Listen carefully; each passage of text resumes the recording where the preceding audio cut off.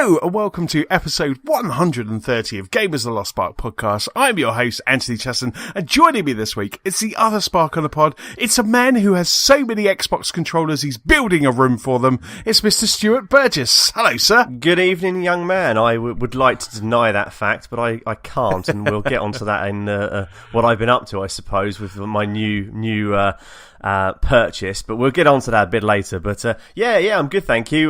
Been a few months, I think, since I've been on.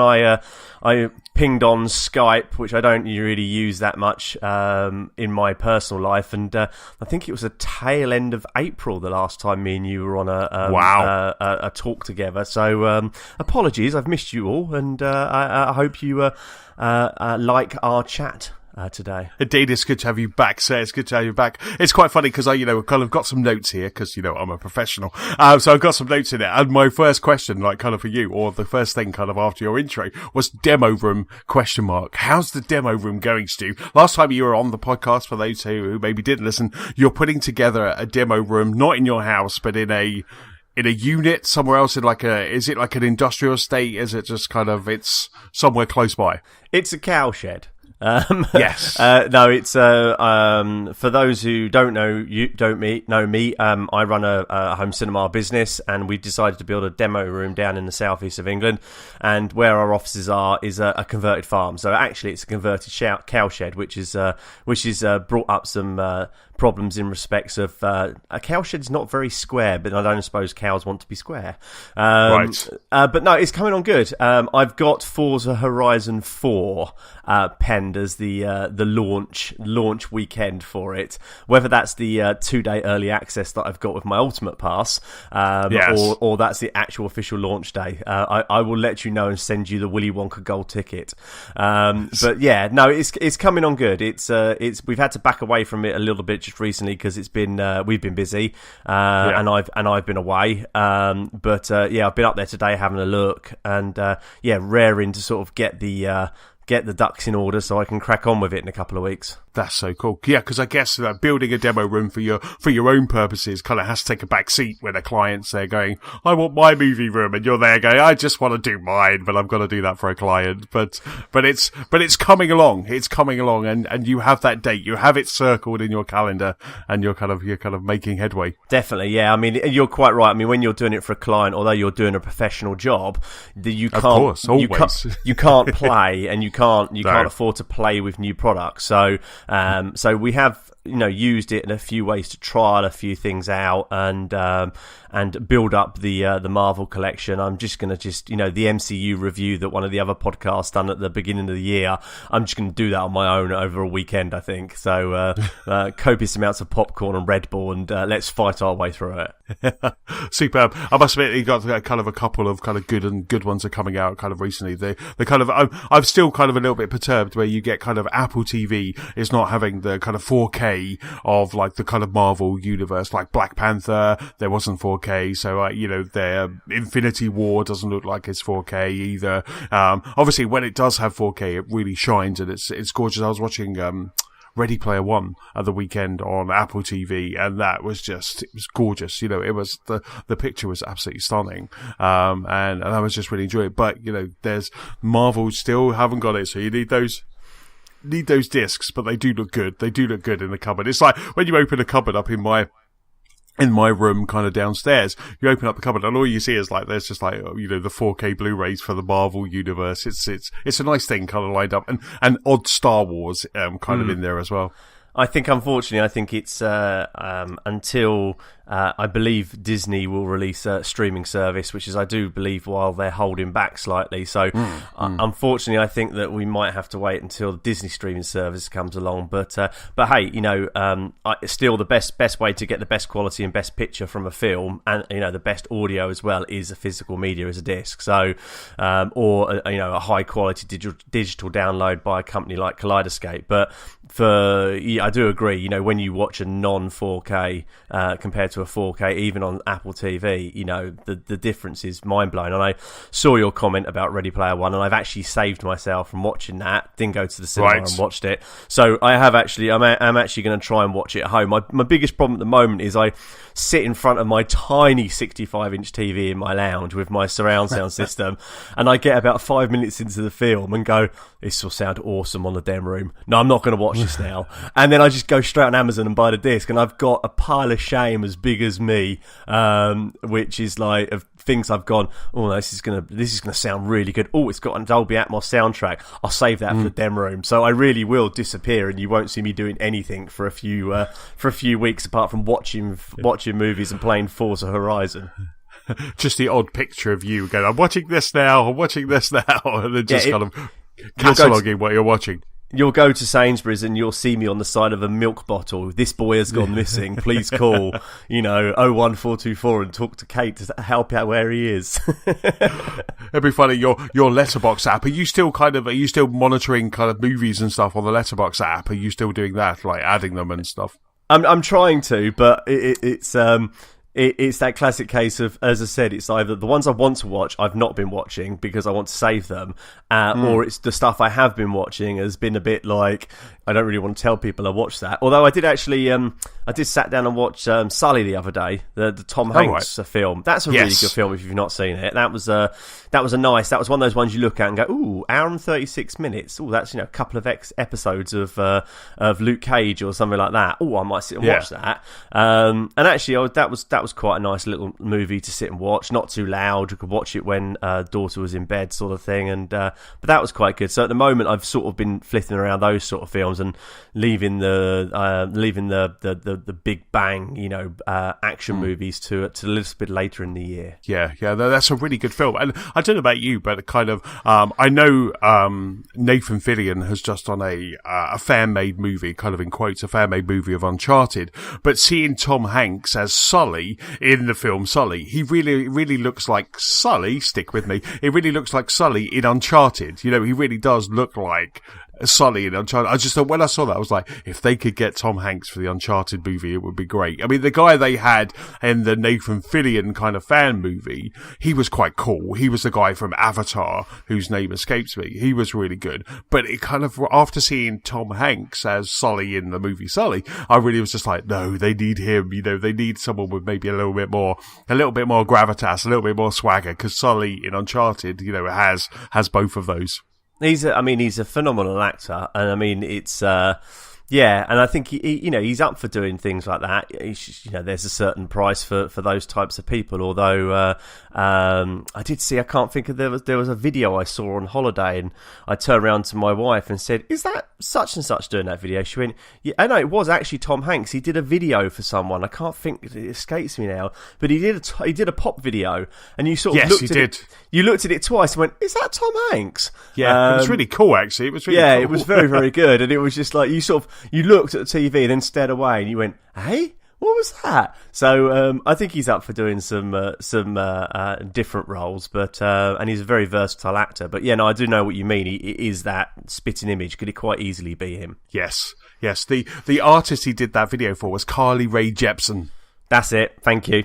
That was annoying me. That was going to be an annoying little itch in my brain until I came off of this podcast with you. Halfway through, you'd be like, I know what it is. I know what it is. So it's just like, but yes, no, it was just, when I saw that movie, it was just like, yeah, though, he really could make a really good Sully. But did you see the Nathan Fillion 15-minute, like, fan-made Uncharted movie where he played Nathan Drake? No, I haven't. I've been on family vacay for a couple of weeks. I can tell from the glow. I can tell from the healthy glow. Yeah, I'll stick a link in the pod notes. on the website, and you can check it out because it was really bloody good. Yeah, I've heard good things on fellow podcasts, and I've heard good things and people saying that it was really good. So I'll have to have a check out this weekend because, as I said, I got back from holiday Friday, I think it was, and then I was up in Burton-on-Trent at the weekend playing football in a football tournament, and then I've been back to work on Monday and been pretty much miserable all week because I'm back at work and not on holiday anymore. Sticking my hand in the air, going, "Another beer, please." I think this weekend's. I think I'm coming up to your neck of the woods on Sunday, coming up to TW on Saturday with the family to do a bit of shopping, and then I think Sunday I might sit down and try and catch up on some programs. So yeah, put it in the post the post show notes, and I will have a look. Yeah, absolutely. It's very cool. So when you've been on holiday, kind of while you've been away, what have you been playing?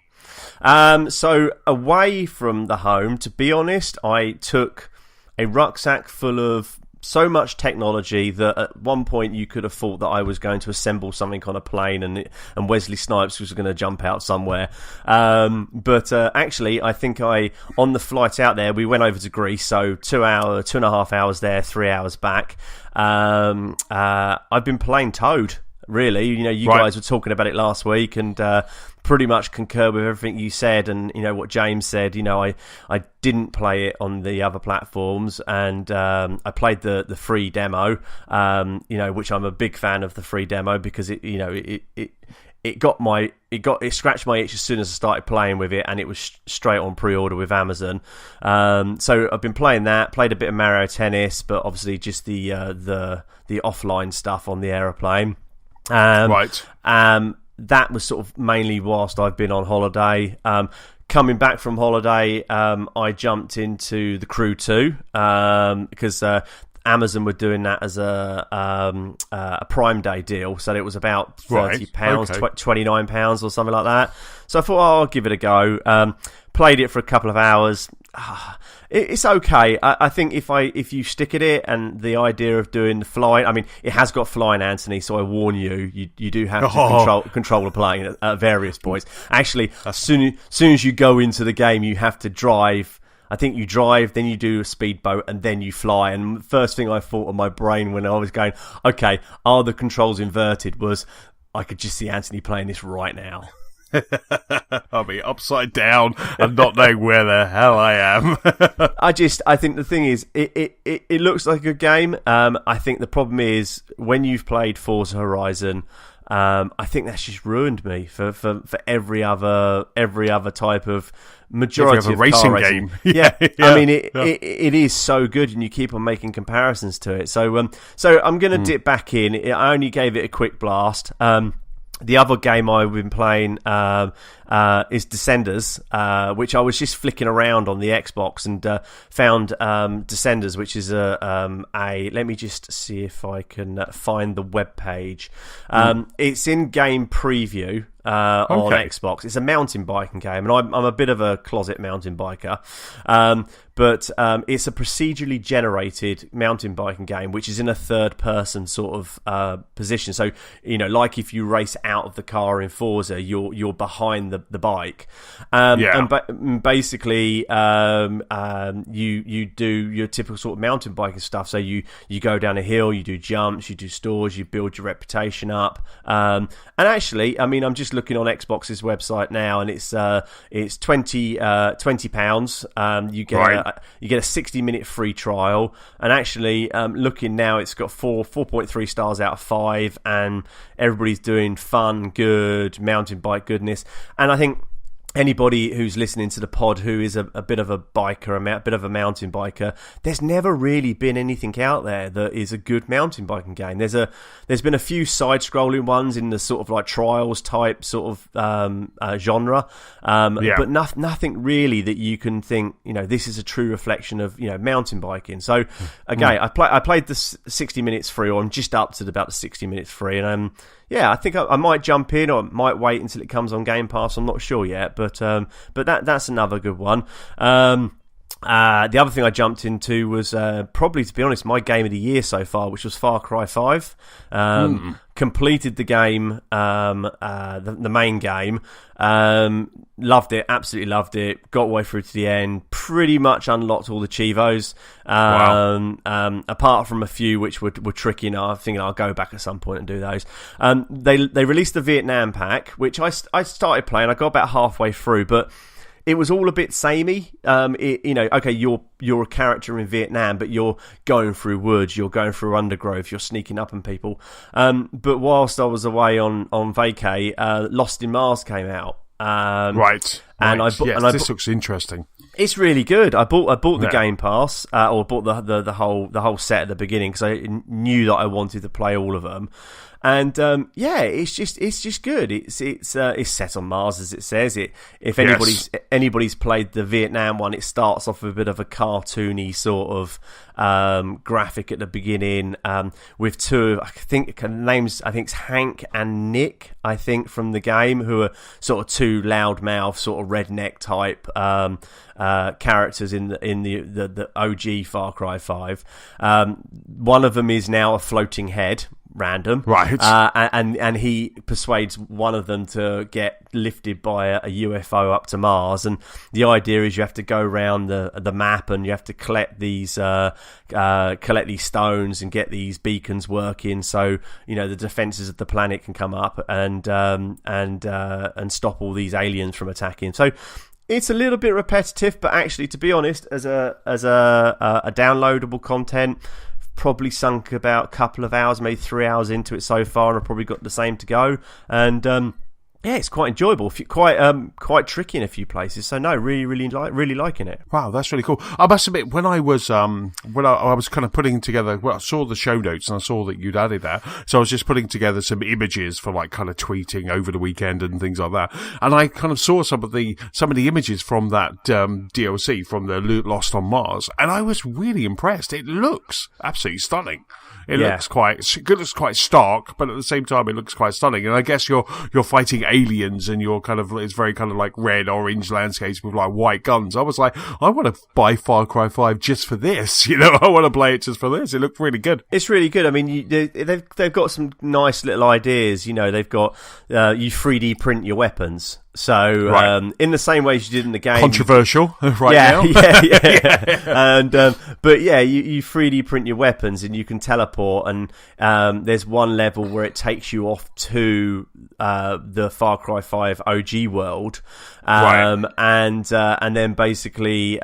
But you're fighting aliens in what is actually a simulator of the real world, and I think the whole premise of the game is that the AI within the game is trying to create a defense so the Earth doesn't get destroyed by aliens. But it's a little bit repetitive, but actually it's something you can just jump in, a couple of hours in the evening, just to shoot some aliens, unlock some towers. You have to go and find I think the lead character is Hank. Excuse me if I'm wrong, but you have to go and find his body parts because you've got his head is head is a robot next to you. So every now and again you've gone. Hank's arm is in that pterodactyl sort of type creature. You must shoot it down and get his arm. So it's I mean, hats off. I mean, it's I've certainly got my money's worth out of the OG game. Vietnam, I will go back and play again. No shout about that. And then they've got zombies coming later in the year, I think, or maybe even this month. They've got the third set of the trilogy coming out. So they've really been ploughing some stuff into it, and actually the Mars is a nice little change. Looks great. Doesn't look like it's oh god, we've got to release something to keep people happy. It's a really good game. I think if you enjoyed Far Cry 5, and I think it was Steve played it, the fellow Spark, and he liked that, and I think it's I don't know what the download cost is of them individually, but certainly if you can buy Lost on Mars on its own, I would really recommend it. Oh, that's so cool. Yeah, I might have to check it out. Because, like I say, looking at those screenshots, it looked kind of what I'm after right now. I mean, I've been busy playing some games, which I'll get to in a moment, but it's kind of what I'm after. Just some, not mindless, but just some mindless shooting and just some fun. Yeah. I kind of really have a pang for a bit of a, kind of a first person shoot 'em up at the moment. So something like that would be just like so much fun. It looks like, and it looks stunning. So I was intrigued. I wanted to hear what you said about it, but it sounds promising.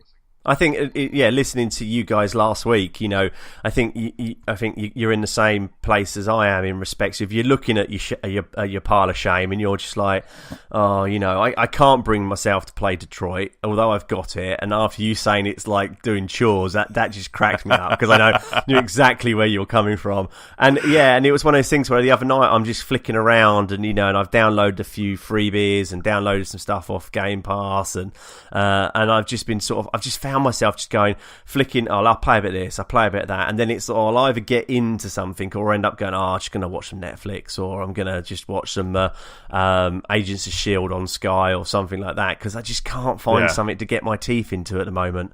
Yes. Obviously, Spider-Man's coming out, so we all know where you're going to be very soon. It's gone gold. It's gone gold. So it's definitely coming out on the 7th of September. I'm actually thinking about taking a half day off because I can work from home in the morning. I have a big meeting on a Friday morning for like an hour and a half, 2 hours. So I could then do that. That's from like 10 to 11:30, and then I could just like tidy up whatever I need to do for like the rest of the week, and then take the afternoon off. And I just think like the afternoon of like Friday the 7th of September, take that off and just game, just kind of like from 1 o'clock all the way through to when Nicola kind of gets home. Just kind of, you've got like a good 6 hour, kind of good 5 to 6 hour kind of gaming time there. That really get my teeth into Spider-Man. Is Nicola looking forward to it, or is it something she's just like, doesn't interest me, you do it sort of thing? No, as much as she loves Insomniac and Ratchet and Clank, it's a me thing. It's kind of I think she'll enjoy maybe watching it, looking at it, seeing me sit on multiple water towers. But that's about it. I think that's the kind of extent of it. So yeah, there's some good games that are coming out. But the Spider-Man is just that. It's that one that I want to play. And tell us, have you pre-ordered the PS4 Spidey bundle? No, because I can't get it on Amazon. It's not really? on Amazon. Yeah. I was very tempted when it came out over San Diego Comic-Con. So for those who don't know, they have PlayStation have released kind of, I think it might be the very first PS Pro, the very first kind of limited edition PS Pro, and I think it's a gorgeous red Spider-Man PS4 Pro, and I just thought in my all black AV cabinet, having a red PlayStation 4 Pro would just be quite cool. It'd be quite sexy. But I kept looking over the San Diego weekend and they didn't have it on there, and so I was just like, right, done, and I won't go anywhere else to other game retailers. I won't go there. So I was just like, no, I can't find it, which is real pain. I mean, one of the things I didn't like about that bundle is that they were giving away a code for the DLC, the City Never Sleeps DLC, but it was actually a physical copy of Spider-Man. Yeah, I saw that. Why would you do that? Why would you give a physical copy of Spider-Man? Why don't you just stick a code in the box? But that said, the controller is a little bit iffy, but I could always do with a second PS4 controller or a third PS4 controller.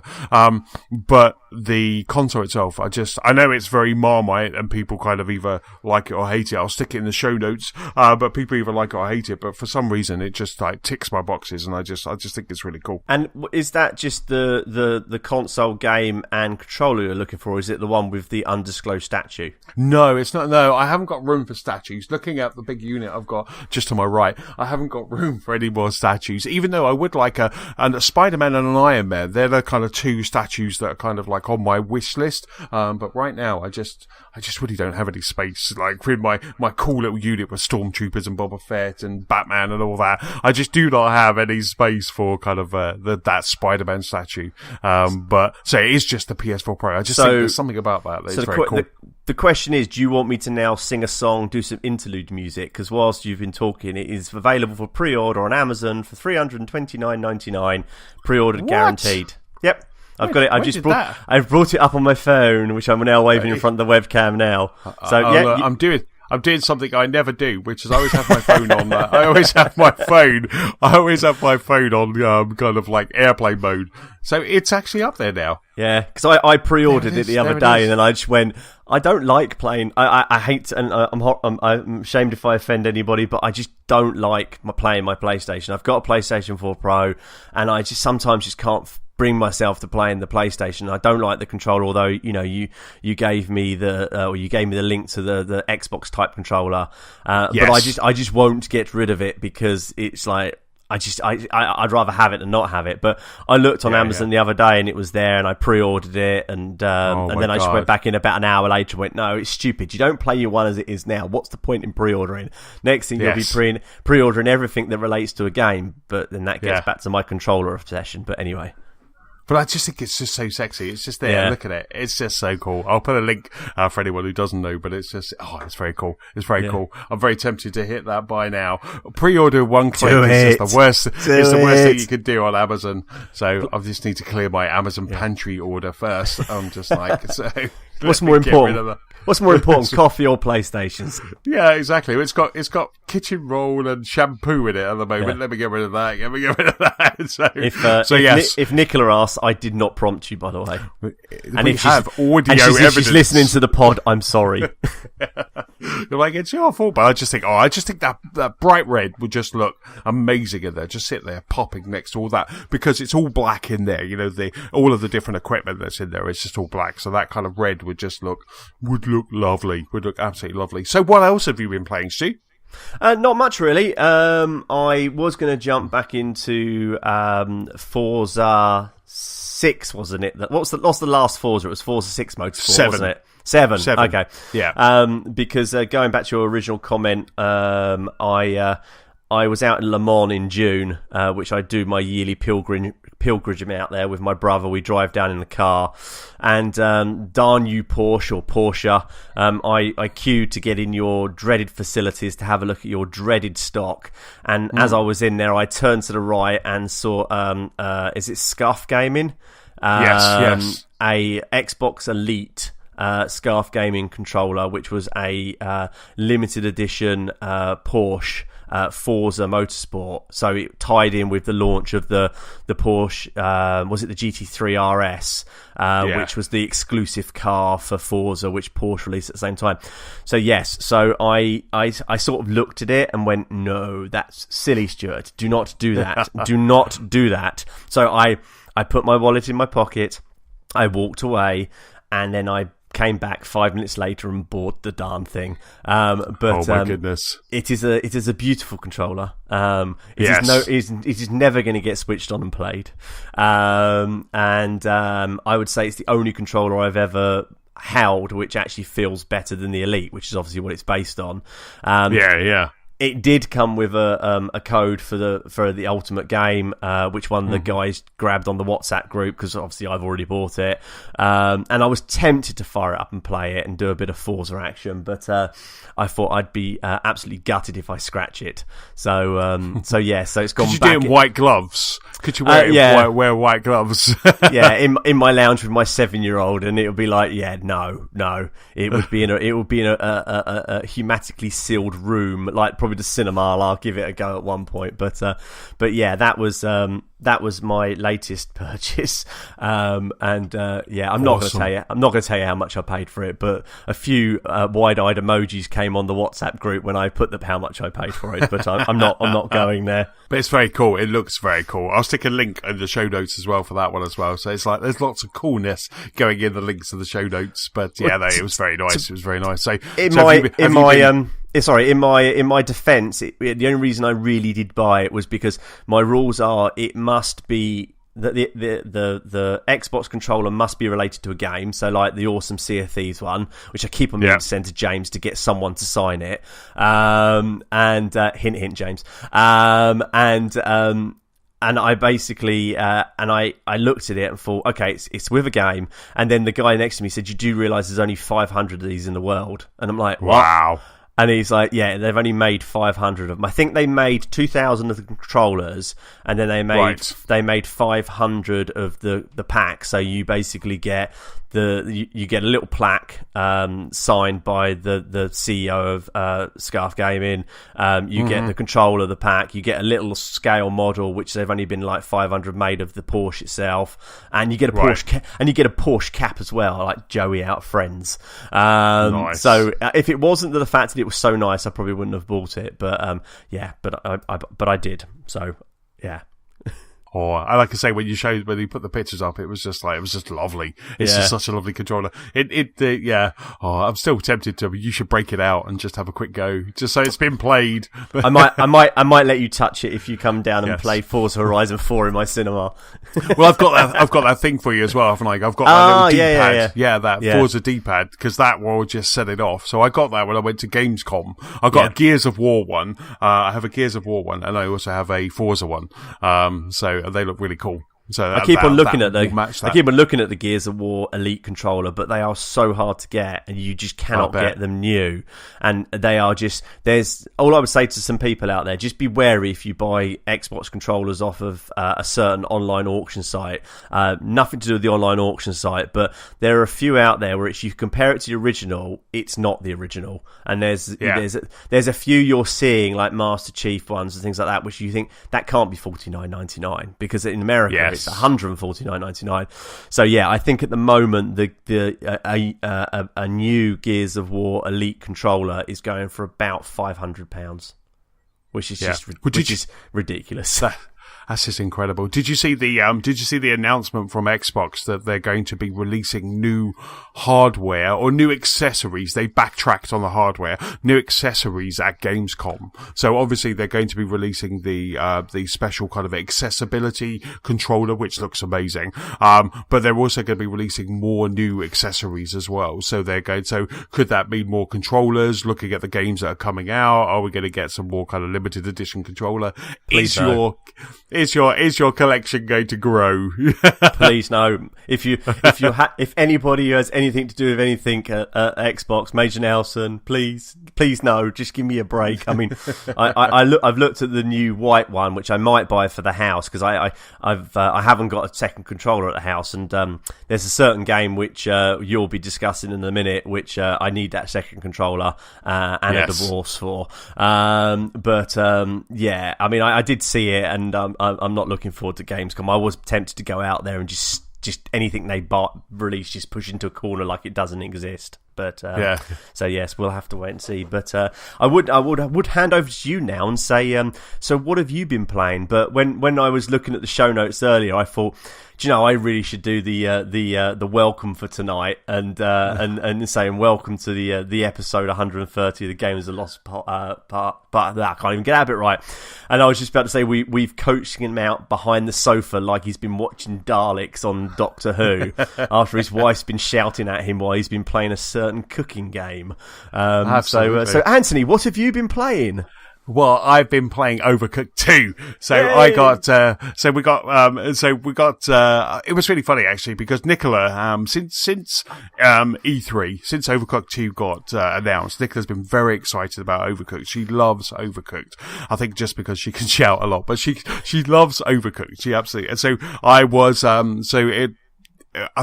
we went to Starbucks, we're having a coffee, I got a ping, it was like midday, got a ping, and we got a couple of review codes dropped, like kind of instantly unlocking review codes, for Overcooked, and I've never seen Nicola so excited. She's just never excited about anything, and she was just like incredibly excited about the fact that we had Overcooked. So we kind of, we rushed dinner, we cooked like Overcooked in our kitchen, and then we sat down and we played Overcooked. Now, we've had a couple of gaming sessions or shouting sessions or gaming sessions. The first one was very pleasant. I think I was only kind of shouted at once, but as the game kind of ramps up harder, the shouting gets kind of louder.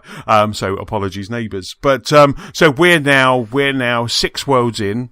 We're now 6 worlds in. I think we may be kind of around the last world. And we've got over 100 stars at the moment. So we're really kind of chugging through, and people would have heard me say it before, but the funny thing about Nicola is that she doesn't actually allow us to move on to the next map until we got 3 stars. So we have to 3-star everything. We have to perfect. There's a couple that we've been absolutely smashing. So you have to get like 400. We've been getting like 1,000. So which has been really good. So we're kind of seasoned. But I have to say, so the review embargo is up until the 7th of August when it comes out. So it comes out on Tuesday. But my hands-on impression of this is just this game it's improving. It's improving on the original. They brought in new recipes. There's new chefs. There's new techniques and new controls. And they really have just kind of improved on what was already a fantastic, fun, scary, maybe cry game. We have, we've got cakes, which obviously, kind of ticks my the bake-off box. We've got cakes, we've got pancakes, we've got sushi now. There's some, it's really cool. There's a couple of times where you will have, a plate that needs 4 things, or you've got a mixer that needs 3 things. So when you're making a carrot cake, you need flour, eggs, honey, and carrots. And then you need to kind of mix that, take that to the oven. And it's really cool. I was slightly worried that with the sequel they would make things a lot harder, but it seems to be on the same kind of learning curve that the original was, and I'm just having so much fun with it. It is just, I'll speak some more next week when we've all played it and we can all kind of chime in. But right now, Overcooked comes out on next Tuesday as you're listening to this pod, if you get it on time of relief, which is 7th of August. But it's such a fantastic game. It's really, I'm enjoying what I'm playing, and Nicola is absolutely loving it, so much so that she's kind of down in the movie room right now, kind of just playing solo, because she was like, well, while you're podding, I'm just going to play on my own. So she's playing solo. She's not doing ours, because I'm kind of passing judgment on this, and I'll give the guys a pass if it's fixed. But right now we're playing co-op, and only Nicola, achievements for Nicola are popping. So she is player 1, so only achievements for player 1 are popping at the moment. So they're not visible, you can't see it, none of the achievements have been published yet, but Nicola's we're getting that kind of pop to say there's an achievement. It's building up in a gamer score, but they're not visible, at the moment. But only the red ones are popping. So Nicola's background's red, mine's green, and only hers are popping when we're kind of getting unlocking all worlds on the map. That pops 100G, and that's only for Nicola. This was the same thing that happened on Overcooked 1. Like I say, it's pre-release. There could potentially be a day 1 patch, but my only grumble was, why aren't I getting the achievements too? But as Nicola just said... Sorry, so do you think that the achievos Nicola's got, I mean, I've never played a preview game, and thank you for the code sending me last night to see if I could get in, but I couldn't until it launches, which was lucky because me and the wife had an argument earlier on anyway, so it probably wasn't going to be that good. It's definitely not good to have on that foundation. You need to be happy before you start playing it, because you'll hate each other by the end, in a loving way. Like I say, Nicola shouts at me, and she's like, last night was, if you touch my tomato, I'll smack you in the face. But she says it. I'm there just so belly laughing. I'm just there belly laughing because she's a tiny, petite, fun little thing, and she just says that sort of stuff. But my favourite, and I was saying to the guys, my favourite is when she jumps up from the sofa, goes over to the TV and starts explaining the level. So she's of where I should be, and she's like, not over here. I mean, obviously, if she had a pen, she would start drawing on the TV. Is there a whiteboard? Or is she taking a screen grab and getting her Apple Pencil out and drawing it on her iPad? She was like, what the hell are you doing over here? Well, you should be over here, and you've got to do this. And it just makes me laugh so much. And then we have to actually limit the time she plays, unfortunately, because she's so hoarse after at 2 worlds, after 2 hours, that she starts losing her voice. So we have to stop playing because she's just too excited, and it just makes me chuckle so much. It's so funny. So will those achievements pop when it goes live, or will you have to take her back and play it all over again? I really don't know. Do you know what? I really don't know, because I have a feeling that obviously Nicola's will appear because they're popping. They're there. They're in a gamer score, because we're seeing a gamer score go up, but we're just not seeing achievements. but I'm not getting any, so nothing is popping with them. Like I say, this was a bug that happened in the original game, and there could be a day one patch, there could be some pre-release. I might tweet to the guys as well, just to let them know that, this isn't happening, we're not getting Xbox achievements for second, third, fourth player.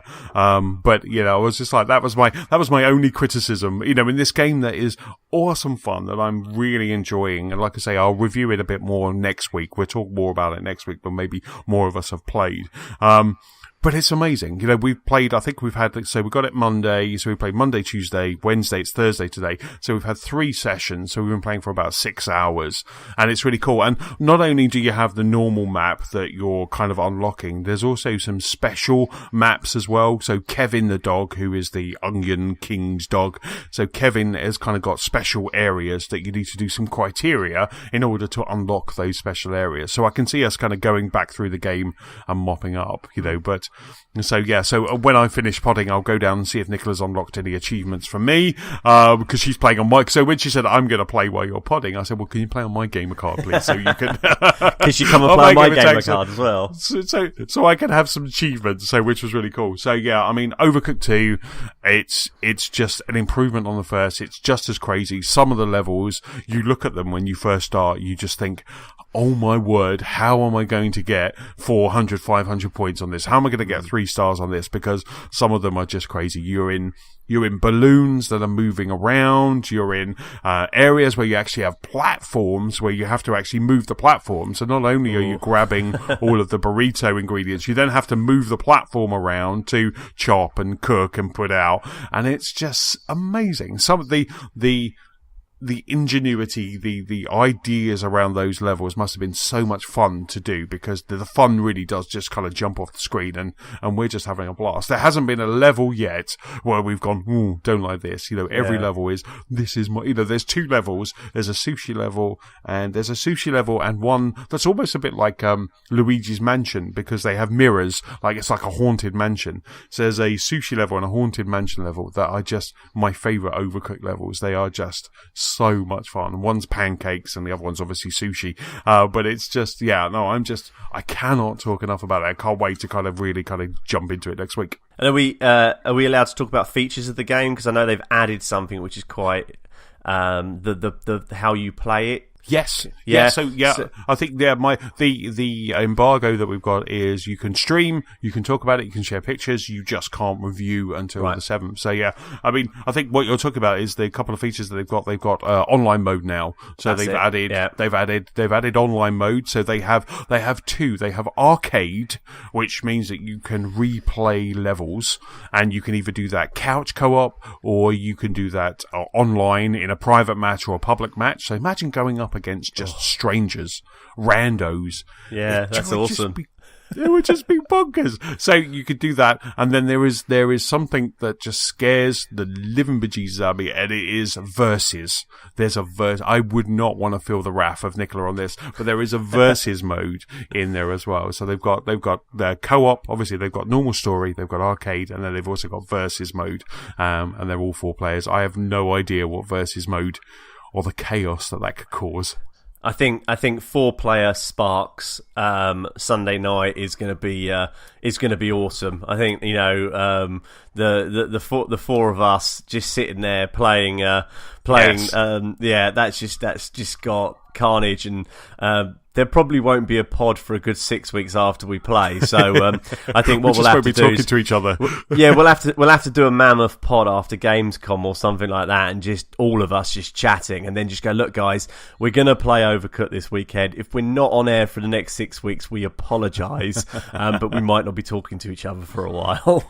Exactly. It's like if you thought James Thomas swore a lot when he was playing Mario Kart, or when I'm on the handbrake of Sea of Thieves, you wait until we get him on Overcooked 2. It will just be, honestly, it will be absolute carnage, but it will just be so much fun. Good friendships will be ruined. Exactly. Once I am told what I need to do, which Nicola tells me, because that's my funniest thing is not only the jumping up and mansplaining on the TV, but the other thing is when she says, right, what did you do wrong? It's like, there's nothing wrong with Nicola's technique at all. She just looks at me and goes, right, this is what you did wrong on that level. And it just, honestly, it makes me belly laugh so much. I've never had so much fun. So yeah, we're looking forward to the game coming out for you guys to kind of jumping in as well. And also, like, I kind of almost think that we're going to be buying it on the Switch and taking it on holiday as well. So there's almost like, we're going to buy on the Switch as well. You know, and I can see Nicola kind of, I was thinking about taking it to work because I just think, I think I said this with the original Overcooked game, but I think this will be such a good team exercise so you can actually see how your team are thinking. Because, you know, if you, in Overcooked, if you try and do everything, like my nephew, William, if you try and do everything, it just ends up in carnage. So what everyone has to do, this is a pro tip from Nicola, what everyone has to do is they have to know what jobs they're doing. And when everyone knows what jobs they're doing, it flows. You know, the whole kitchen just flows. So I can imagine if you've got 4, there is a little bit of bumping in and carnage. But if you just say, right, you're chopping, you're frying, you're plating, you're washing plates, and just work out the jobs that those people have to do, it just works perfectly. There was a level last night that took us 3 times to get 3 stars. So we were getting 2 stars constantly. And it was just because we were trying to do the same thing. Like both of us were trying to do plating up, and it just didn't work. You know, it just didn't. And one of the new mechanics in the game is that you can throw food as well. So I was trying to lob. Awesome. You can only throw raw food. So you can throw food that you've got out of the cupboard or food that you've chopped. You can only throw raw food, but I was trying to lob the food across because there was a big chasm in between us. So I'm lobbing food across, and that was making Nicola really angry. so it's just like knowing what you need to do, and then the game just kind of like, it's just fun. It's just chaotic fun. It's such a great formula. Well, I think going ahead with it releasing next week, I think if anybody wants to leave any feedback on the pod, I think that I'm going to start the campaign for the Antony and the Antony and Gamers of the Lost Spark podcast Mixer channel, where him playing with his beloved wife will be live streamed on Mixer for us all to see. Oh my god, that would just be... I actually... Do you know what? Can you imagine the figures? It will be Drake and Ninja playing together. It will be like millions of people will play this Overcooked game and just watch you guys arguing, or you sinking into the corner and Nicola going, this is how you should have done it. In perfect harmony, and seeing me just cowering. It's really funny because I just thought exactly like, you know, having our game on Mixer, but then maybe having a camera on the fireplace pointing directly at us so you can see and maybe have the it shame on your face. Because that's a lot of fun just seeing that carnage of the Chessons. But yes, Overcooked 2, it's out on the 7th of August, and like I say, we'll talk more about it next week. Awesome. What else have you been playing then? Well, I've been playing another 2. I've been playing Forza Horizon 2. So after last week's pod, when we were talking about Forza Horizon, now available with Games with Gold for free, it kind of gave me a pang to jump back into Forza Horizon, because I bought it digitally, so I knew I had it just sitting there. And I was curious. I think on the pod last week I was talking about whether it was Xbox One X enhanced. It's not, unfortunately, but it still looks really good. You know, kind of like running through the X, it still looks really good. And Forza Horizon 2 looks absolutely amazing. But I fired it up and I thought I'd just have a quick play, just see how much money I've got through the Forza Hub, which was like about 10 million, which was great. And then I noticed that I hadn't unlocked the XP and fast travel boards. So I hadn't got all my boards. So I was like, how the hell did I skip on to another game without getting all the XP boards in a Forza Horizon game? So I did the thing that I always do. I purchased the map, so which is £2.39. I was about, judging by the achievement, I was about 50% of the way through.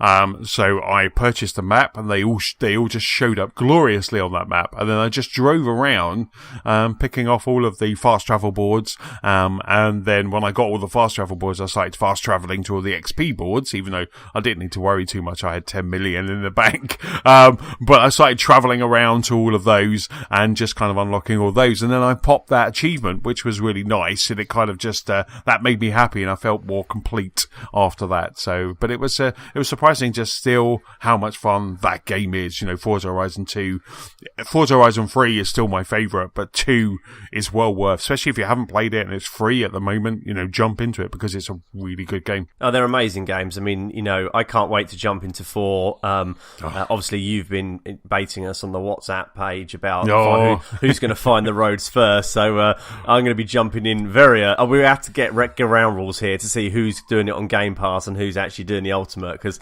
I love this, and I love this game so much, and I'm happy to pay for Game Pass, but I love this game so much, I have absolutely no qualms about, you know, chucking the £80 or whatever it was for the Ultimate, because you get the XP double points as well, which obviously helps you unlock cars, and you get the lovely little icon next to your name. But I just, you know, hats off, congratulations to these guys, because they're brilliant. I mean, there is no other racing game like it on the planet. The only other one is the Forza Motorsport, which is phenomenal, but completely different. You know, and I think if you've never played one, jump into 2. I mean, I'm going to jump back on there. If it's, I think I've probably got it anyway. But I just think they're brilliant games, and you know, with free like the Hot Wheels expansion pack. I mean, what are they going to do? You know, are they going to do a Harry Potter expansion pack for the British one? You know, what are they going to do to take it to the next level? I just got no idea. I don't know about yourself, but I've been staying away from the podcast or the streaming of they've been doing the 4 seasons. I don't want to know nothing about this game. I know I'm going to like it. I know the McLaren Senna is the top car. I know it's in the UK, and I know some of the towns it's going to be in. But that's it. I want to just fire it up, and I just want to sit there in splendour and just go, oh my God, that is beautiful. Yeah, I jumped into a couple of the streams just to kind of have a look and kind of see what they were doing. And the autumn, you know, the best season anyway, but the autumn stream was amazing. You know, it looked absolutely incredible. And I think this week it was spring, or last week it was spring, and that just looked phenomenal. You know, I just like jumping in for 5 minutes, just seeing what's there, and then to go, oh yeah, no, I'm ready, you know, and then just kind of come out. But the changes in season really do look absolutely lovely, you know, and I cannot, I'm same as you, I cannot wait to just jump into Forza Horizon 4. It is just that, and Spider-Man, again, that's kind of another game I'm very tempted, you know, to kind of take the afternoon off as well, you know, use the other side of that day's holiday for like Forza Horizon 2, because Forza Horizon 4, because it just looks so good, I just can't wait to play it. I'm just looking forward to the season thing, because you know, Blizzard Mountain in 3 was great, but it was always when you went to the island or when you went to Blizzard Mountain, you had the loading screen and things like that. And I'm just hoping it's a bit more fluid, and it does transition into the seasons as they've shown. So I think I will be putting a day or so in my diary of, you know, working from office in inverted commas. Yes. Well, I will technically be at the office if I finish cinema. I will be working at the office, but I just won't be working. So we won't be taking telephone calls. Everybody just ring, just have popcorn on that day. You'll get voicemail, I can tell you now.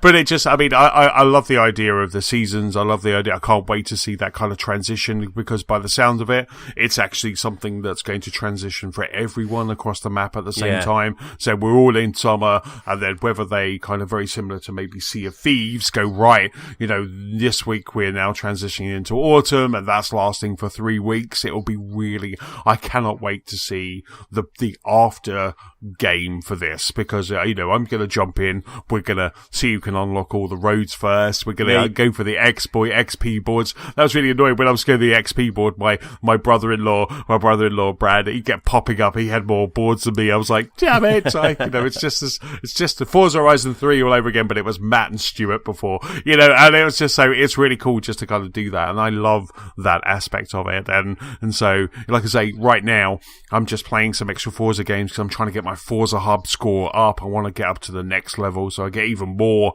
kind of monthly payouts as well, which helps you kind of get more cars. So it's all good fun. It's really nice when you go to the Forza Hub and you actually see that you've been playing this since, I think they started it in Forza 2. I think it was Forza 2, and you go through everyone and they're all there, and it's really cool. The only one I haven't played is Apex because I tried to play it on the Office Surface that I've got at home, and when I fired it up, it just went, you haven't got enough graphical power to play this.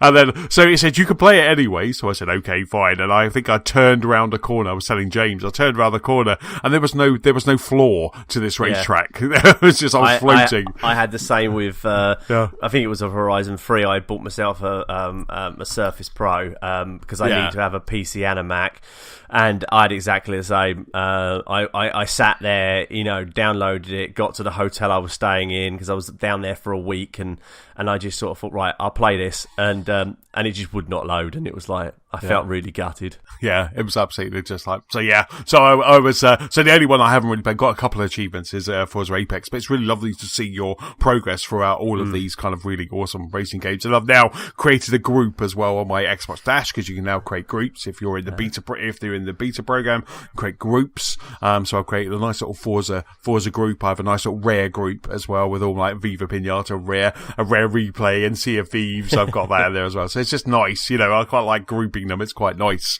It's like a little cupboard. It's like a little I can just see us on a Sunday again. I remember one of the times when we were doing Forza 3 where we'd all finished, and I think someone had gone off and everybody had gone quiet, and it just then turns out that I think it was me, you and Steve were still online, and it's like, what are you up to? Oh, just driving around. And you could just see, knew that we were all road hunting because it was like we were all within the last like 15 roads or something stupid like that, and we were all online, we were all playing together, but we were all secretly plotting against each other to see who could get the roads first. And that's just brilliant how something so small can just be so great in a game. And I think that's what's wonderful about some of the games we play now. That's little attention to detail that you just get nowadays is brilliant.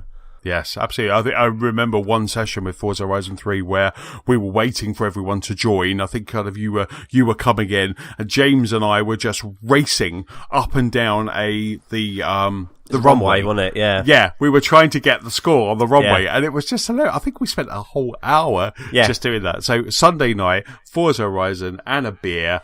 It's just great. It's just great. So, should we jump into the news? Let's go for it. Into the news. Before we get to the news, don't forget you can rate, review, and subscribe to this very podcast free on iTunes and also on YouTube.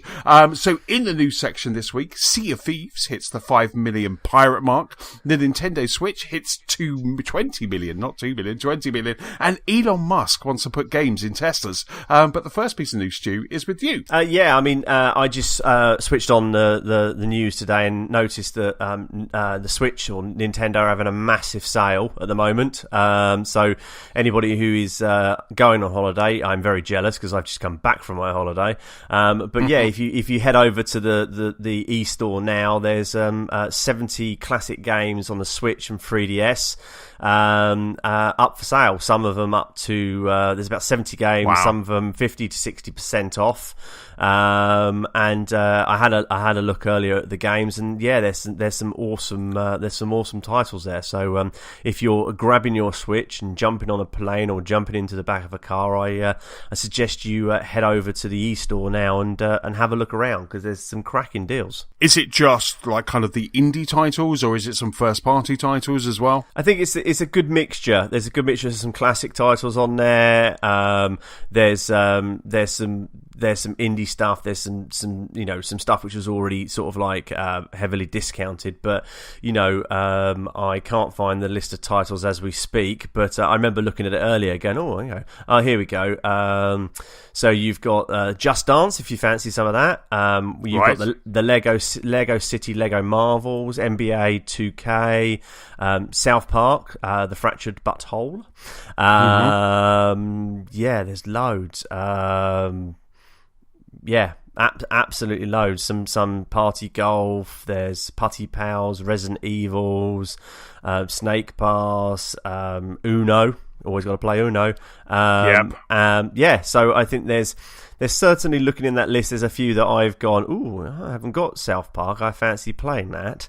Rayman Legends. Yeah, so I think there's some stuff in there which is definite plane worthy games. You sit down and have a play. So I think it's Nintendo following suit with others, and I think it's obviously them pushing ahead with getting their sales numbers up, because I mean they've had some stonking sales numbers just recently. So absolutely, it's really good. Also on the eShop, it's really good to see that they're still putting lots of demos up there as well. I noticed kind of before I came up to Pod that Flat Heroes, which was kind of one of the standout games for when we all went to EGX last year. Flat Heroes, it has a demo, and this is great. It's almost like it's a very simplistic, almost like a Super Meat Boy, but you're in a square and you've got to kind of dodge these things that are falling around. It's a really good looking game, and it was so much fun with 4 players, because obviously playing on the Switch, it's so easy to do 4 players. So Flat Heroes has a demo, and I think it's about $8.99, but it has a demo. And also one of the games that James was talking about a couple of pods ago, which is Yuku Island Express. If you've been tempted by that, the kind of almost kind of a cross between Rayman and a pinball game, that also has a demo as well. So it's kind of, I love that they just kind of, they are, like you say, trying to get people to kind of just buy, and bring up that attachment rate, so we have a lot of games per Switch. I mean, I think that's it. I think it's. They've got some figures on the site, which was Nintendo targeting 20 million consoles, which they think they've probably already got to with the July figures. They've already sold 19.7 million Nintendo Switch to date, and 86.9 million games, according to their quarterly earning report. But the big one, which I think it was Steve put up this morning, is they've also sold 1.26 million NES Classic consoles. Wow. Which I know they did a second relaunch in June of them, and I think you can pick them up easily on Amazon now for £50. But yeah, 1.6 million classic SNES editions, and whatever the NES, whatever the SNES sold for. But I mean they're certainly pushing the numbers, and I think there's the other people maybe looking at them going, this portable gaming malarkey is a good way forward. With the relationship at the moment that Xbox has with Nintendo, they would do well to maybe try and leverage that relationship. You imagine getting Xbox titles on a Switch, that would be that would blow my mind. You imagine Viva Pinata on the Switch. I knew you were going to mention that. I would not play anything else. Or Ori and the Blind Forest, playing that on the Switch, or Cuphead. Imagine getting those very kind of, especially Ori and Cuphead, those kind of very kind of they're not kind of graphical powerhouses, and getting those, or Lucky's Tale, Super Lucky's Tale, those kind of games would be absolutely fantastic. And you've got to think that maybe PlayStation are kind of blowing dust off those Vita 2 blueprints and going, maybe we should look into here and maybe kind of, rekindle our handheld market. I think the thing is, I think that a lot of people say, there's the whole Fortnite thing at the moment with people playing Fortnite on their Switch, and they're obviously on their PlayStations and on their Xbox. I think the thing with the Switch is, for me, the Switch is that Nintendo console. I don't think I'm ever going to sit down and play a game of any longevity on it.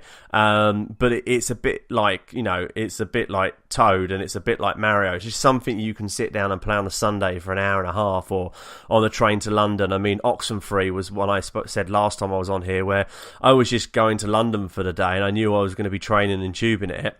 And I just thought, I just want to find something I can just play. Don't really have to think about, but I could just chuck a set of cans on, and just play. And I think that's what's brilliant about the Switch. I don't want to play Call of Duty. Actually, I don't want to play Call of Duty this year anyway, but I don't want to play that type of title on my Switch. That's not what I want it for. I very rarely dock my Switch, but I think having those types of titles on here, I think that's where Nintendo have got that, unique selling point, is those titles they create are perfect for this console. And it would just, I'm the same as you. It kind of almost feels wrong playing Castle Wolfenstein. Playing Wolfenstein 2, the last Colossus, I played that on the Switch and Doom, and it almost feels wrong. It almost feels wrong. I shouldn't be playing this on this kind of fun machine, but no, I just love it at the moment because I'm like you. I'm kind of downloading a lot of stuff digitally. I just kind of look at my toolbar. I look at that kind of the games, and it's just, there's so many good titles there, and even the other day I was coming back from work. I'd had a pretty kind of crappy Friday, so I just fired on Mario Kart, and I was listening to a podcast and played Mario Kart all the way home, and by the time I got off the train, I'd forgotten about work, I'd forgotten about that sort of stuff because it was just so much fun. Now, you've just given us a perfect segue into Story 3 then, but now we can't do that because we got Story 2. Oh, yes. Oh, man. Damn you, Sea of Thieves. You ruined a segue. Damn you, Sea of Thieves. Well, segue later. I'll get another Mario Kart there. So anyway, next piece of news is with me, and that is that I think we were talking about it last week, but the brand new Curse Sales content drop, the second large content drop for Sea of Thieves is out now. So that brings AI skeleton ships. So there's skellies on the sea. There is a mission that you need to go to. You need to go to an island. You need to then start the mission. And that's as far as I will go. I won't say anything else, but you have to go there, which is fantastic. I went to this island, started doing the riddle, and then I saw another ship appear, because obviously if there's just one island where you got to start this mission, you suddenly see other players, and I thought, I've got nothing on my ship, there's nothing there, I'm on my own, it won't matter, it'll be fine. Next thing I see, the back end of my ship as they're sinking it. So I just was like, thanks guys, cheers, and then they shot me, and I was like, right, I'm done, I'll wait until I get a crew. But speaking of crew, segue, they have now brought in a new 3-player ship. So it's the Brigantine is a new ship which allows you to, because before they had the sloop, which is 2, they have the galleon, which is 4, but this is now a Brigantine, which is a 3-player, and it's just a little bit more manageable than the galleon. There's only 2 sails, a mini sail at the front, but I really love the layout of the Brigantine. It's a really lovely layout. It just looks, but even playing it on, so when I fired it up, I was just playing it on my own just to see what the new content was like, and so I took the Brigantine out for a spin, and it was really manageable just on my own. The ship's table is, the kind of map table is kind of down the bottom behind you, but apart from that, the rest of it was just really manageable, and it was a great ship. It's got 4 cannons, like I say, a big sail and a little sail, and it was just really nice. It was really cool. So I've taken it out, kind of started that quest, and I was just having great fun. So you've got skeleton ships. This is happening for the next 3 weeks. So there's another content drop that's happening in September, which is the one that James is working on. But this one is kind of running for the skeleton ships that are going to be out on the Seas of Thieves. I think that's running for 3 weeks. There's new items. So you've got new kind of themed items. So new gear is themed around kind of the skeleton crew. There's new hunter gear, new tattoos. I did notice a new hairstyle. There's all this new stuff. So everything that normally comes with a content drop is kind of coming in droves with this content drop. And that is, kind of a story in itself. But the great thing about this story and the announcement that Microsoft and Rare did this week was not only that Curse Sounds is available, but Sea of Thieves has now hit the 5 million player mark. So, which is really cool. Which is, it wouldn't seem. You imagine having 5 million people kind of on that sea right at the same time. It would just be. But it's great. It's fantastic that they're kind of hitting that 5 million pirate mark, and I just think they're kind of like, with these contents and with the next content, which looks amazing, you can kind of see that they're going to be drawing in more and more pirates to the Sea of Thieves. I think it's great. I mean, hats off to the guys at Rare and to Microsoft, and I think that I think this is a true replication of where we're going with games in respects of. I mean, I was listening to a podcast today, and they were saying about people that are reviewing games at the beginning. I mean, I think the No Man's Sky thing, which people are looking at the reviews from 2 years ago, and obviously now it's dropping on the Xbox, and they've done the content update. It's a completely different game, and I think that. Hats off to people. We're launching a good game like Sea of Thieves, which everybody's having a really good time with, and then there's just more content's coming, and it's just like an all you can eat buffet. You're feeling full, you think you should turn it off and back away, but they just keep on throwing more at you, and I think it's just brilliant. I mean, I think that the game is great. I haven't played as much of it as I really should, but yeah, 5 million players. I mean, that's brilliant. I mean, I don't care what anybody says. To get 5 million players on a game is phenomenal. Congratulations to everybody. Yeah, no, it's just so cool. Like I say, the content drop they've done. We've had the Kraken, we've had the Megalodon. Now we've got the skeleton ships. It's just improving, and the game is just it's absolutely fantastic. So, and it still is one of those games that I just love sticking on when I haven't got kind of James shouting at me because I'm handbrake crazy. It's great just to kind of have it and just sail the seas and just kind of go, I'm just going to go over there. And that's what I did the other night for like about an hour. I was just like, I'm just going to go over there. And like I say, when I got to the island and they sunk my ship, and then then they killed me after they sunk my ship. So I had to go back.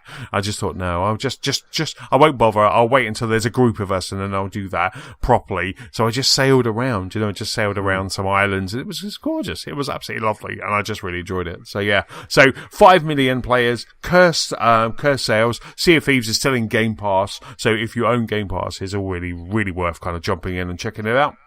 Excellent. Well, Antony, as well as Sea of Thieves, do you know what I really like playing? What do you like playing, Stu? I really like playing Mario Kart. And do you know what I really want to do? I really want to play Mario Kart in VR.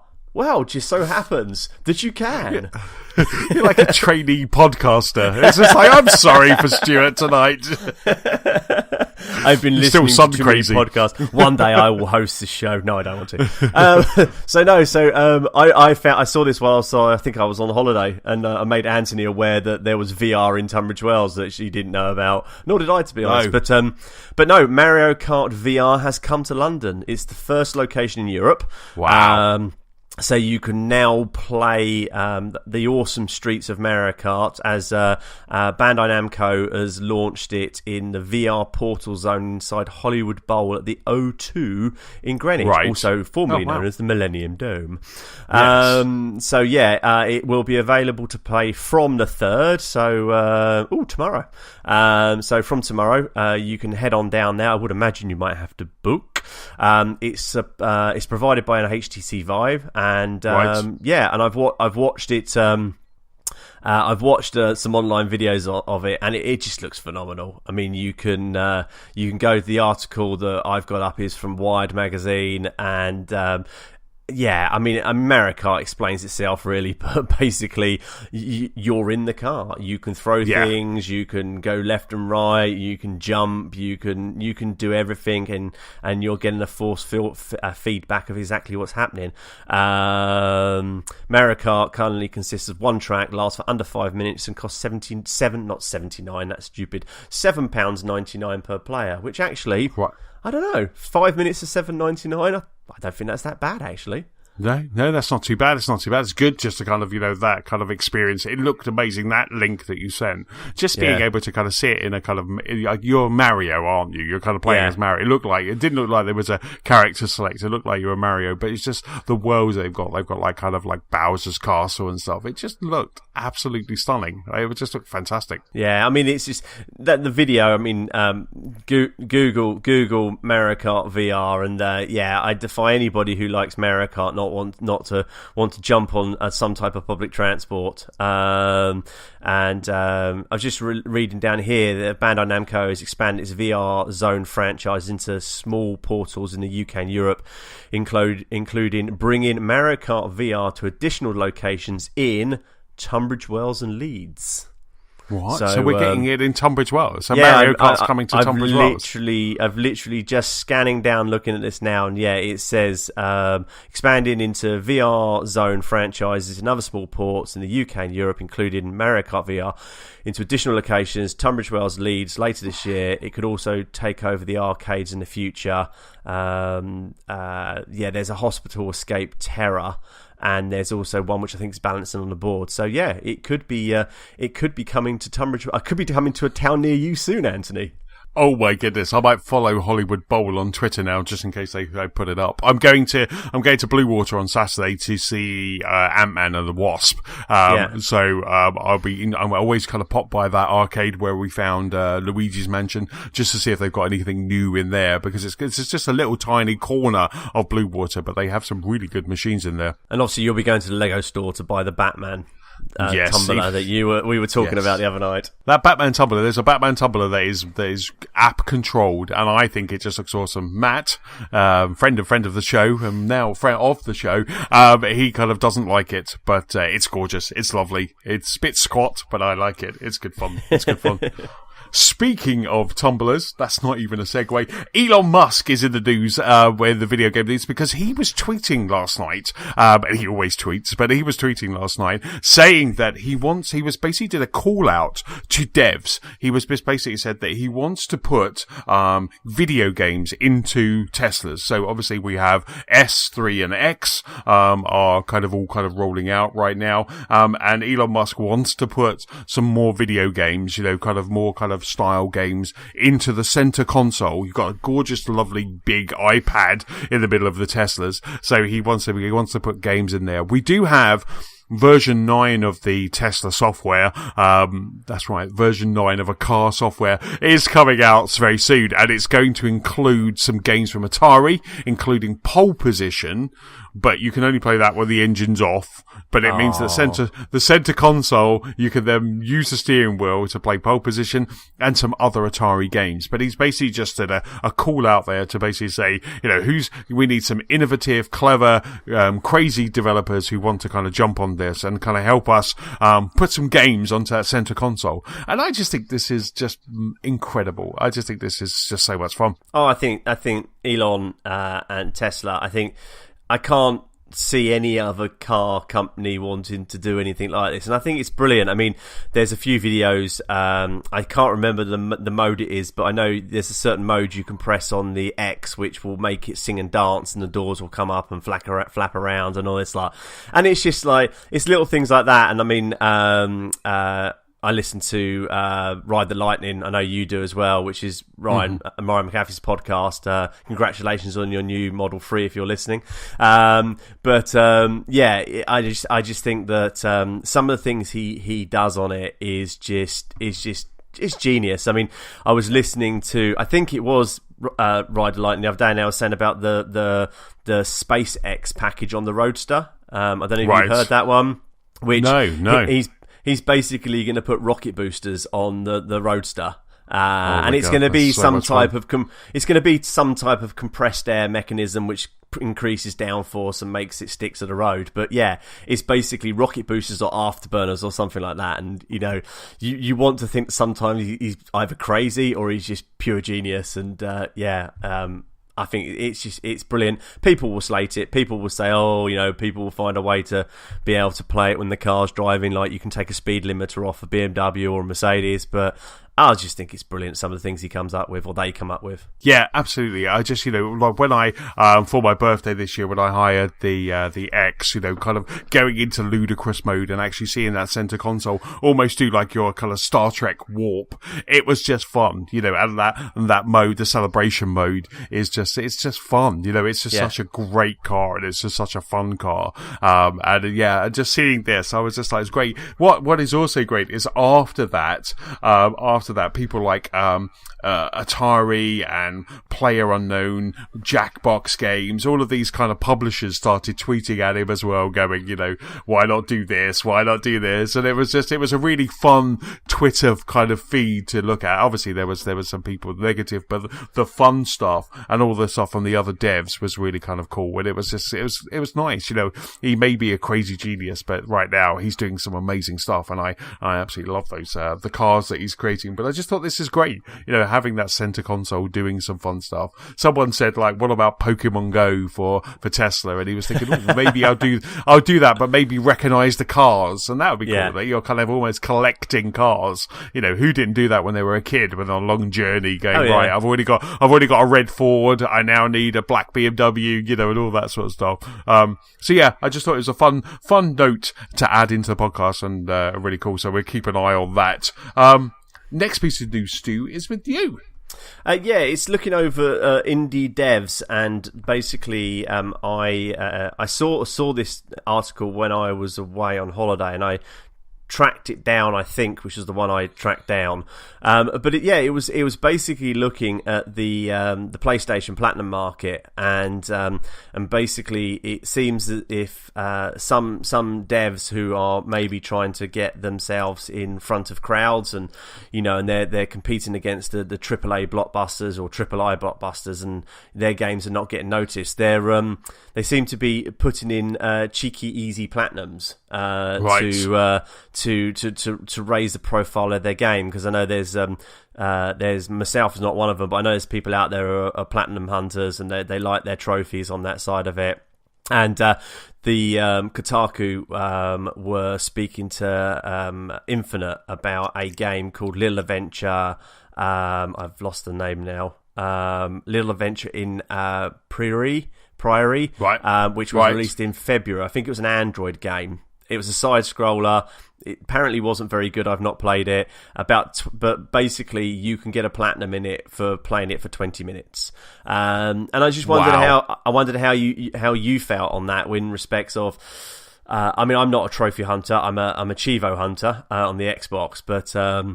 It's a bit of a double-edged sword, really. I can see why people are porting Android games over and giving them easy platinums, because it's such a saturated world of games. I mean, you've only got to listen to like all the Switch games that are coming out on a Thursday to basically see how many games are out there now. So, is it people using their initiative and putting platinums in because they know people are then going to play it, and then if they're paying $1.99 for a 20-minute game to get a platinum, and 10 million people pay that, they've suddenly got their second round funding for another game they might actually want to play. Yes, absolutely.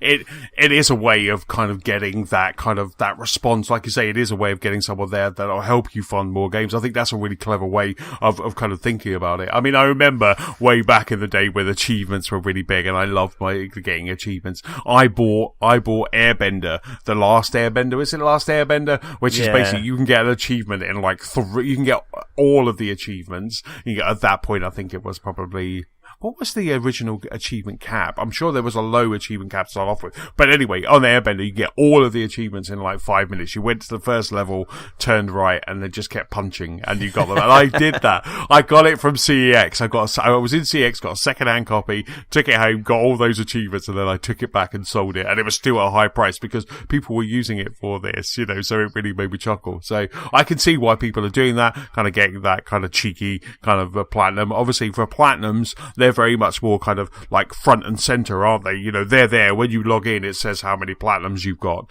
I'm still without my first platinum, actually, because I just haven't. I've got lots of games that I've 1,000 on Xbox, but that doesn't really kind of give you a kind of a you've 1,000 this. It used to on 360. They used to be on their own separate tab.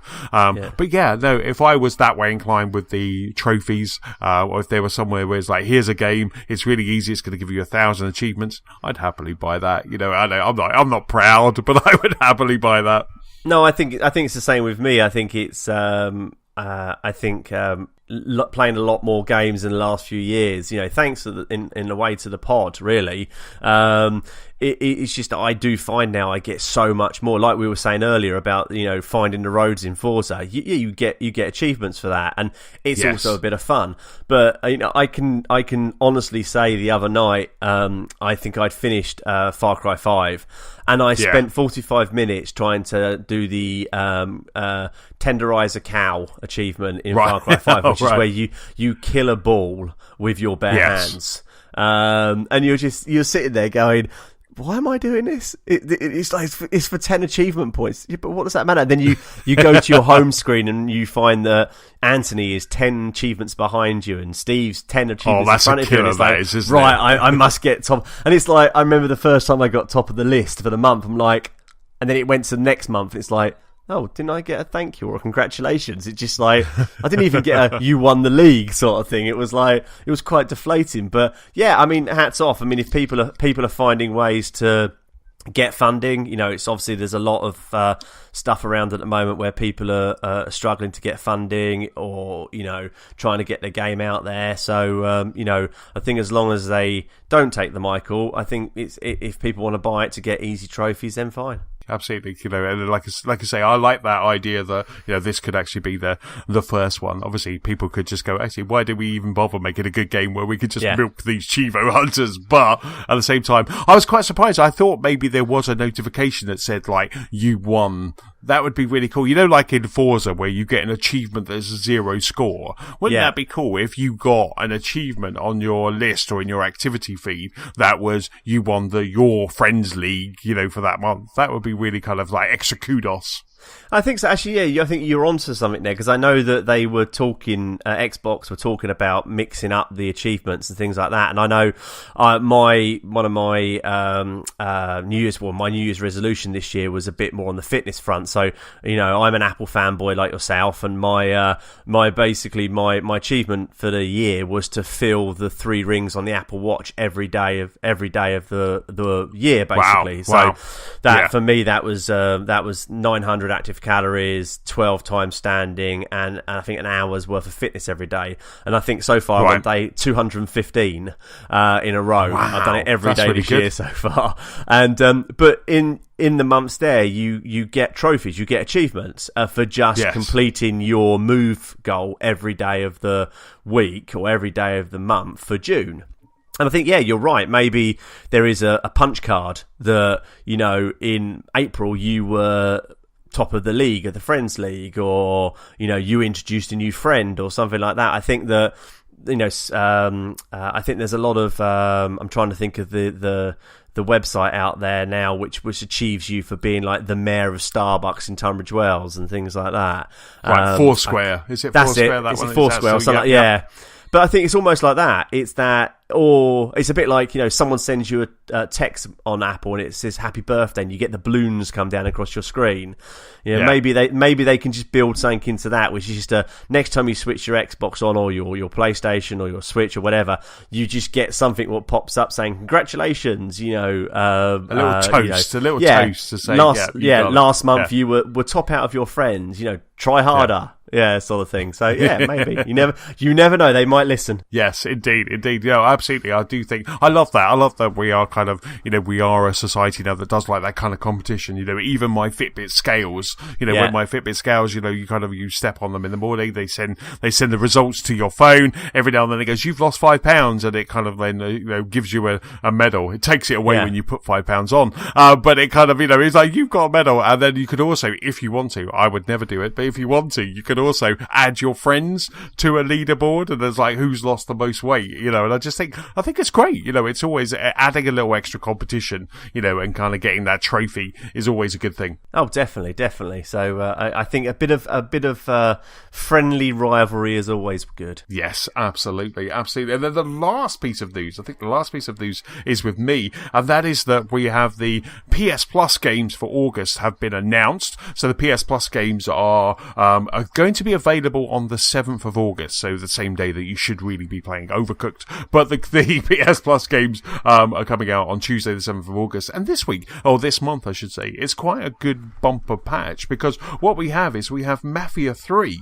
Mafia 3 is going to be available, so that's the kind of the Deep South kind of Mafia game, which was the kind of, it's almost like a bit of like a GTA game. And Mafia was one of those games where I saw it, I liked what I saw, but I just didn't have the time to play it, or I wasn't sure about Mafia games, so I never really kind of jumped in. Have you ever been kind of tempted to kind of jump into Mafia games? I did actually play the Mafia 3. I think I bought it. I think I got a physical copy of it, because I think it was flicking through Amazon or someone like that. It came up as a bit of a cheap deal.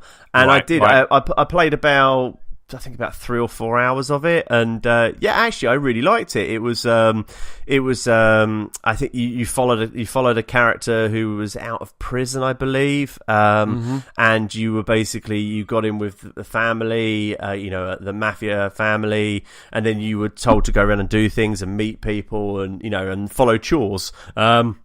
But it was good. The cutscenes were good. The gameplay was pretty good, and I think that if you're waiting for your Spider-Mans and for your Red Deads and things like that, and you're at a bit of a spot at the moment, I think you've got a great game there that you can while away many an hour in that. Definitely, I'm not sure how long it is, but I don't think it's a short game. No, it does look it looks very involved, kind of like a Far Cry, like a GTA, kind of like all that sort of stuff. It looks quite involved. So that's Mafia 3. We also have Dead by Daylight, and Dead by Daylight looks like an isometric multiplayer that has a cinema theme, and you're playing the likes of Mike Myers, Freddy Krueger, Leatherface. So that looks kind of quite cool as well. It looks quite scary, it looks quite cool. So they have Dead by Daylight and Mafia 2. But also, as bonus titles, we have Knowledge is Power, which is a great game for kind of like summer. It's very much a kind of a multiplayer knowledge game, much like kind of Quiz Time, much like Seen It, stuff like that. So this is a great game to play for free.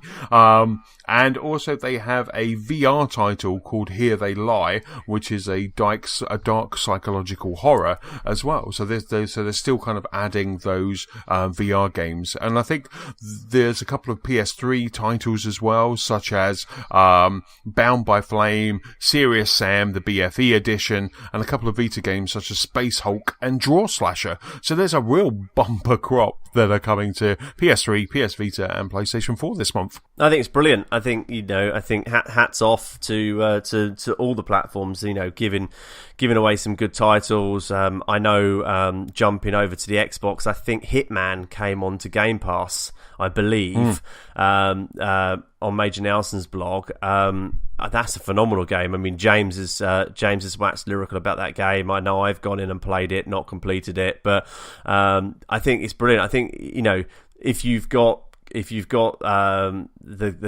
Game Pass or the games with gold on the Xbox or PlayStation, I think there's no harm in just downloading it, flicking it on for a few minutes. You might find a little treasure in there that you like. Are you still playing your VR, or is it still dusty in the corner like mine? Yeah, no. The last game I played on VR was Moss. I'm very tempted to get it back out because they now have the Star Trek Next Generation DLC for Bridge Crew, for Star Trek Bridge Crew. So they've got the next gen. So I'm very tempted to get it out for that because it looks phenomenal. And as a growing up, that was always something that I wanted to do. Put me in the Millennium Falcon or in the Enterprise.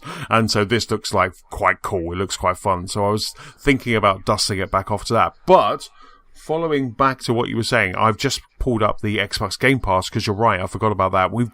So coming to Xbox Game Pass in August, we've got Rise, Son of Rome, Dead Rising 2, Hitman, Runner or Ruiner, Dandarana, Rush, that Disney kind of motion game, and also The Escapist, the Walking Dead edition as well. So that's the kind of bumper crop of games. So, like I say, if you're in PS Plus, Xbox Games for Gold, or even the Game Pass, there's a lot of good games there. I think it's great. I think you can.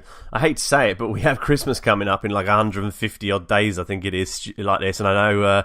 I think it Self. Well, I think I want to say Selfridges, but I heard on the news today that their Christmas store actually went live today. Oh my goodness! So you can go into Selfridges, this after today, or tomorrow on the 3rd of August, and buy your Christmas decorations. But I think it's great the fact that you could quite easily pick up, a PlayStation Slim or an Xbox One S. A cracking price, now, and you don't need to buy a game. You just need to, pay for Game Pass. Maybe pay for EA Access as well. I'm personally waiting for the last FIFA to drop on EA Access, and I think that you don't really have to play the AAA games. There's so much content out there. I mean, Hitman will give you so much play. It's unbelievable, and PlayStation supporting the VR. Hats off to them. I've not really played the VR much, but then unfortunately, being a bit of a tech freak as I am, my TV lives nowhere near my Xbox, and I've tried to get some extension leads for the camera to sit above the TV, but it's a good 5 meters, and I found that when you basically put 2 extensions on the camera, the lag on the VR was just so bad you couldn't play it. So wow. I think the PlayStation may be coming up to the den room with me, and then I'll use that because I've got I'm looking up on the shelf now. I can't see it. Was it Farpoint, the one that came with the funny looking gun? Oh yes. I picked that up on Amazon for like £39, including the gun, brand new. And I just I thought, well, that looks like a good game, and I still think it's a good format. And I heard something this week saying that the VR figures will way up because of the new Oculus Go. Right, and that's pretty much sold out everywhere. It's very hard to get hold of. So I think hats off to Sony for supporting it, and I think generally with games, there's so much out there we can play now. It's just brilliant. It's a great time to be a gamer. No, absolutely, yeah. Though indeed, like I say, that kind of Star Trek Next Generation kind of DLC kind of really has me kind of looking at my VR and just kind of dusting it off. I haven't kind of got it back out since I've been back down in the movie room. But it's, it's not that. I haven't got the box attached to my PS4 Pro at the moment because of that whole HDR thing that they didn't sort out. So that just annoys me every time. So maybe I can just put that one upstairs in the living room, and then I can use that for VR, and I'm sorted. That's it. Or even can do it up in the office, and I can have that for VR. That's why I can have that Spider-Man one. Let me buy it now. Right. Well, I think you need the space. I know. Me, you, and Daz had a great night playing the Star Trek, didn't we? That was so much fun. Actually, thinking about it, that was another night which wasn't there. The words "Antony, what are you doing there?" came out. So this seems to be a handbraking a ship, not controlling the Enterprise properly, and not making food properly. I think this is a theme here, Antony. We need an intervention. I got a bum's rush on the board of that ship. I wish you guys were not listening to me. I still stand you weren't listening to me. It's awful, anyway, right. And on that mutiny note, that's about it for this episode. Big thank you for listening, Stu. Big thanks for pulling up a mic. No worries. Thank you for having me again. Don't forget, you can keep up with us at gamersoflostspark.com. You can also find us on Facebook, on Twitter, we're at Lost Spark Pod. You can also find us on YouTube, and also the Gamers of Lost Spark PS4 community and Xbox One Club. Stu, where can people catch up with you? You can mainly catch up with me on the Xbox. My gamer tag is General Letdown. I'm also that on PSN, but I'm not hugely over there. Otherwise, hook up on Twitter with Mr. Stuart Burgess is my Twitter ID now. So you can see what I'm up to, business, gaming, and hook up and we can play some stuff. Fantastic. For me, I am Chessman on Xbox Live and Nintendo Switch. I'm also PS-Chessman on the PlayStation Network and Chessman UK on Twitter. Don't forget, if you have any feedback, please send it to our email address. That's feedback@gamersoflostspark.com. That's about it. Right, I'm going to go. It's hot up here. I'm going to go downstairs. Right, say goodbye, Stu. Goodbye, everybody.